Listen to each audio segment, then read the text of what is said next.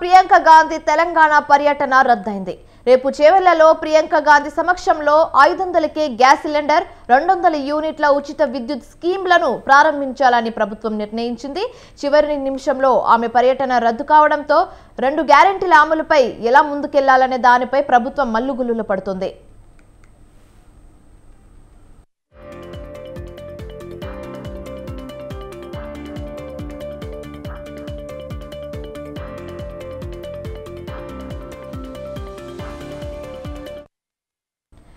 ప్రియాంక గాంధీ తెలంగాణ పర్యటన రద్దయింది. రేపు చేవెళ్లలో ప్రియాంక గాంధీ సమక్షంలో 500కే గ్యాస్ సిలిండర్, 200 యూనిట్ల ఉచిత విద్యుత్ స్కీమ్లను ప్రారంభించాలని ప్రభుత్వం నిర్ణయించింది.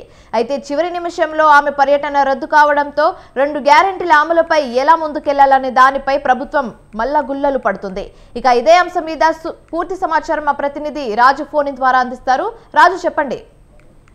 రైట్ శివాని, కాంగ్రెస్ పార్టీ మొదటి నుంచి చెబుతూ వచ్చిన విధంగానే తెలంగాణలో అధికారంలోకి వచ్చిన 100 రోజుల్లోనే ఇచ్చినటువంటి 6 గ్యారెంటీలను అమలు చేస్తామనేటటువంటి హామీ ఇచ్చింది.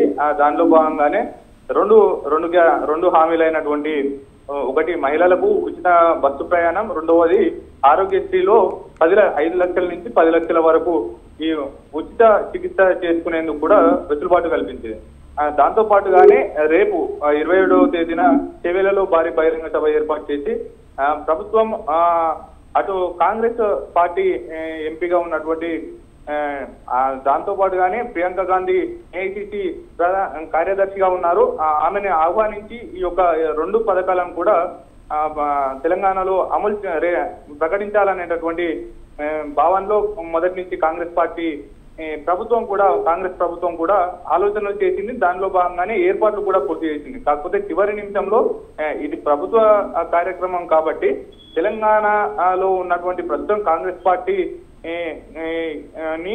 అటు ప్రతిపక్షాలు కూడా గట్టిగా విమర్శించేటటువంటి అవకాశాలు ఉన్నాయి. దాంతో పాటుగానే ప్రభుత్వ కార్యక్రమం అని ఒకటి, మరొకటి ఆమె ఇప్పటికే వరుసగా ఆమె కార్యక్రమాలు ఉండటంతో కొంత ఆమె రాలేకపోతున్నారు అనేటటువంటి సమాచారం అయితే అందుతా ఉంది. ముఖ్యంగా ఇప్పటికే అన్ని రకాల ఏర్పాట్లు చేశారు. చేవెళ్లలో భారీ బహిరంగ సభ ఏర్పాటు చేసి కూడా ఈ 2 పథకాలను కూడా 500కే గ్యాస్ సిలిండర్ తో పాటు 200 యూనిట్ల వరకు ఉచిత విద్యుత్ గృహ అవసరాల కోసం ఉచిత విద్యుత్ను అందించేందుకు కూడా కాంగ్రెస్ ప్రభుత్వం అయితే ఇప్పటికే కసరత్తు చేసింది. దానిలో భాగంగానే ఇప్పటికే ఆయా ఏర్పాట్లు కూడా పూర్తి చేసింది.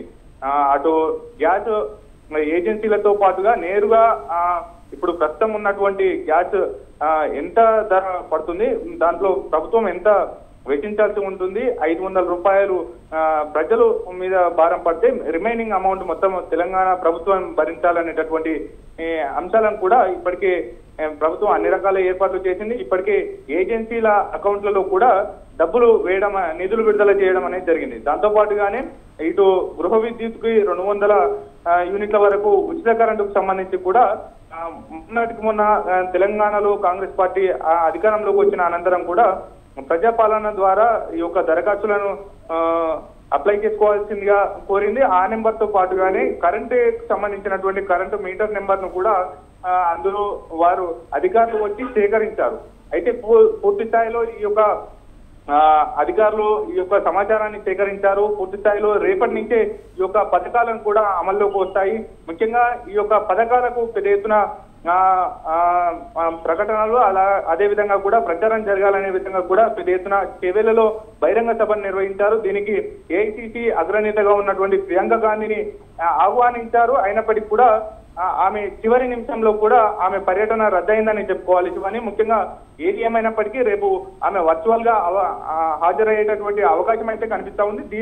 ఆమె వర్చువల్ గా హాజరైతే మాత్రం ప్రతిపక్షాల నుంచి కూడా ఎటువంటి విమర్శలు చేసేటటువంటి అవకాశం కూడా ఉండదని ఒక ప్రచారం కూడా ప్రభుత్వం కూడా ఒక అంచనాకు వస్తుంది. దీంట్లో భాగంగానే ప్రభుత్వమే అటు రేవంత్ రెడ్డితో పాటు మంత్రివర్గం కూడా ఈ యొక్క సభలో పాల్గొని ఈ యొక్క పథకాలను అయితే అమలు చేయనున్నట్లయితే తెలుస్తాం. Right, thanks for the updates Raju.